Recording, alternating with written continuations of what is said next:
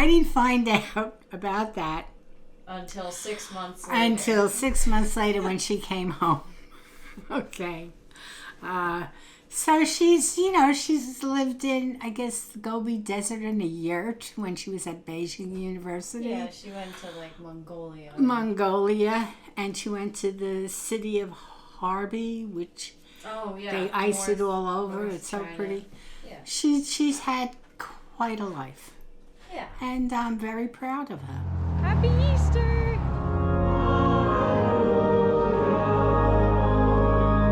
前几周因为复活节，难得有机会带 Ella 下去见外婆。虽然外婆今年83岁了，但她依然保持着年轻的心，总是有事情做。今天终于可以跟观众分享我妈妈的妈妈的故事。My grandfather came in 1889 from a town right out of Krakow, right on the border of Ukraine where they're fighting right now. He was a carpenter and he landed in Scranton, Pennsylvania. However, both grandparents died when my mother was 2 and 3 years old of the Spanish flu. So then she went to live with her aunt who owned a farm. My aunt had 17 kids and took in 4 more. Can you imagine? But they worked the farm. They were farmhands, and they had a very large farm. Now, my mother-in-law, grandpas, they had 10 kids, 5 boys and 5 girls. She came to this country as an indentured servant at 17, and she brought her sister first, and she worked, and then she brought her brother second to the United States. So that was very usual in families. All my girls, my 3 girls are almost like my 3 sons. They're very, very independent. I'm very proud of them. Oh, at the time it wasn't so popular to go study Chinese or Mandarin. So when my mom told you that, what did you think about that? Oh, well, it started before Taiwan, okay? Kim went to FIT, and like Robin and Fu, they worked while they were going to college, and Kim and Robin, they worked at Charlie Brown's with all the cooks were all Chinese. And my daughter had a way of picking up the language very easily, and she could speak Chinese pretty good.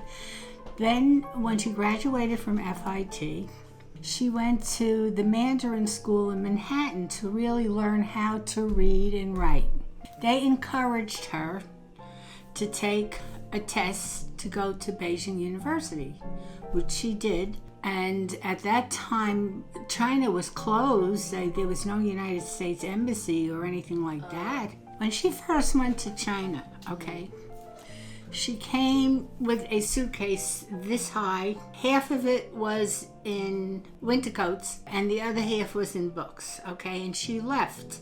I didn't hear from her for 6 weeks. Oh my.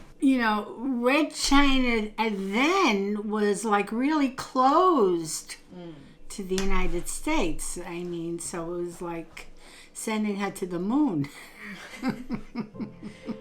So that was nerve-wracking. That was the only time it was really. Yeah. She finished Beijing University and then she decided to go to Taiwan to study, to go to college. She played in a band on Saturday nights, and that's where she met George, and she was on the show. To me, the show was very similar to like American Idol. She had many adventures that I found out about 6 months or a year later. She didn't call and tell you about this? Oh, no.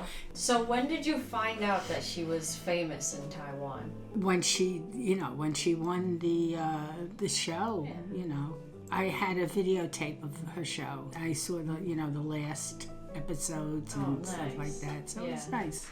感谢我父母两个，他们没办法来，可是我父亲帮我选这首歌。他说你要唱一首歌有一点愤恨才对，才可以通过。爸爸妈妈谢谢，我知道你听不懂中文 ，Thank you。他们将来看这个录音带啊。I never knew that my daughter could even sing. Oh. Yeah. She's so secretive. Right. Yeah. She worked for Charlie Brown's, and we were invited to a wedding in Chinatown. And it was I think, the Chinese palace or something like that. It was a beautiful place. It was a big place. And there must have been at least 500 people there. Okay? And I had never been to a Chinese wedding before. And there's a big stage. And they had all these different acts come on, musicians, magicians, whatever. Yeah. And all of a sudden they grabbed my daughter up on stage to sing. And, you know, Kim and I, we look very, very much alike. Yeah. Yeah, a little, yeah. So I was trying to hide underneath the table. I didn't know what was going to come out of her mouth. She sang beautifully, as good as the musicians that they hired. And this was she sang in Chinese? She sang in Chinese, yeah. Wow, yeah. You must have been shocked. Oh, that she could even sing, I was shocked. Oh. Never mind that if she sang in Chinese, whatever. Well, thank you, Grandma. You're welcome. Yeah. Have you ever thought you'd become a YouTuber? No. The audience will be delighted.